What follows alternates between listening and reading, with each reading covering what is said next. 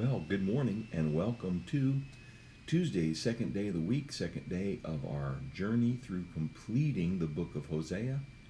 We're in the 14th chapter and a great conclusion. So let's jump right in to something that I've entitled, you ready? Wait for it. The conclusion. Conclusion, Hosea 14. Now with the Lord, when we turn to him, when we acknowledge him with all of our heart, when we receive him, when we pursue him, when we seek him, let me just guarantee you one thing. The conclusion is always way better than the beginning and anything in between the beginning and the conclusion. If we abandon him, neglect him, reject him, go our own way, lean upon our own understanding, rebel, go into sin, serve other gods and goddesses, which actually are really not other gods and goddesses. They are fallen beings, they are unclean spirits, and they are totems of our own ambition and our own sin. And when we do that, let me tell you what the conclusion is. Gloom, despair, and agony, oh me. I'm quoting something from my past and one of my favorite shows, Hee Haw. And they always had a segment in there where everybody was singing a lamentable song, a lament. And as they were singing it in a country style, gloom, despair, and agony on me. Deep, dark depression, excessive misery. If it weren't for bad luck, I'd have no luck at all. Gloom, despair, and agony on me. That was a country lament. Sounds like something that maybe Jeremiah could have written. But that so applies to what is our conclusion when we reject the Lord, when we know not the Lord. So look at this conclusion, though, as a contrast. As deep and dark as the complaint and the judgment has been promised upon Israel, the nation, Ephraim, the tribe, the king of Israel, all of this. Let's catch some fresh air as we move a little bit further in the 14th chapter, the conclusion of Hosea 14, where it reads,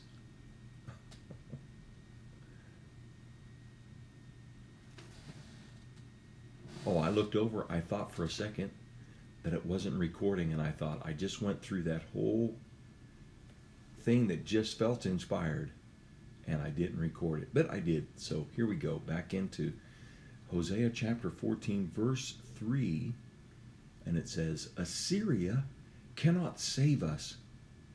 What a great statement. The arm of the flesh cannot save me. My own brain and great intelligence can't get it done.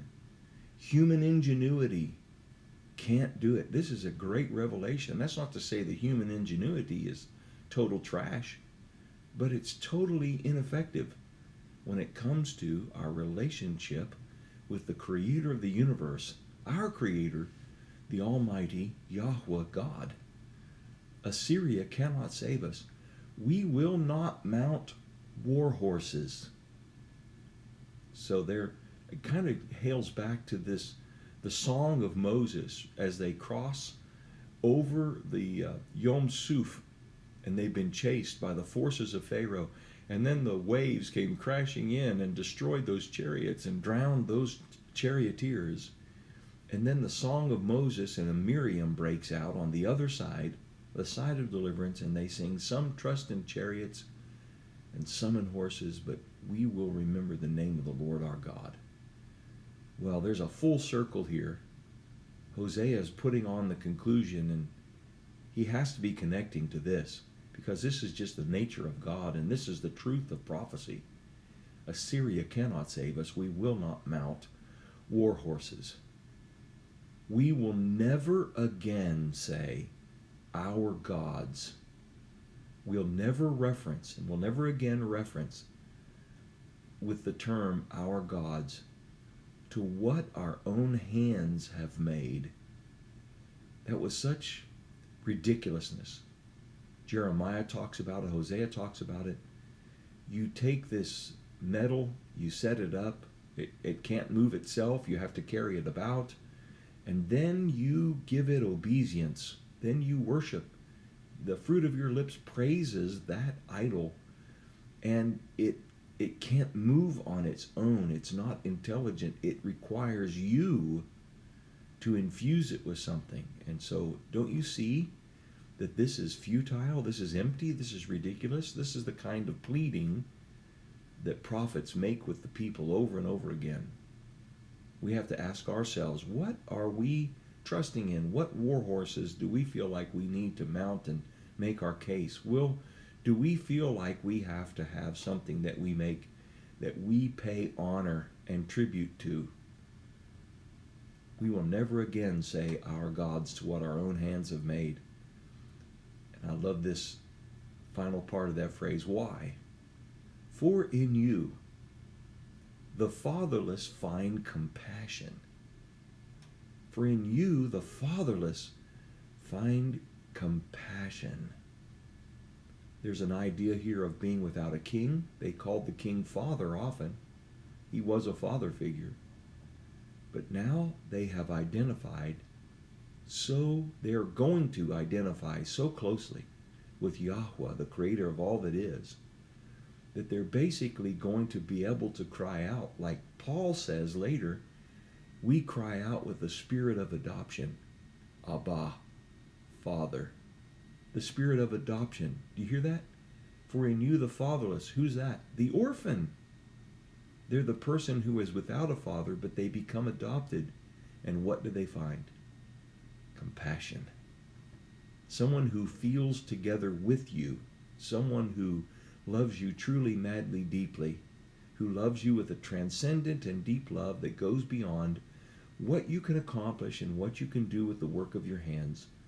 Who simply loves you for who you are, and yet loves you too much to leave you that way. What a great conclusion. What a great part of that conclusion to see that. So let's just allow that to fill our spirit today, become life to us, and think about that. We can start that right. We can get some things straight right now. What are we looking to that is human and of our own device, or we have banded together with others to accomplish, that we have elevated to too high a level? It's time for that to be humbled. And it's time for us to simply resolve into that place of my Father is God. My God is my Father. And He loves me with an everlasting love. And He has a rescue plan.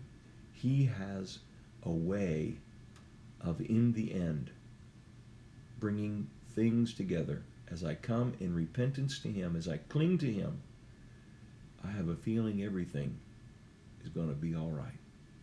So as you meditate upon that today, the Lord bless you real good, as one preacher said, and I look forward to seeing you tomorrow.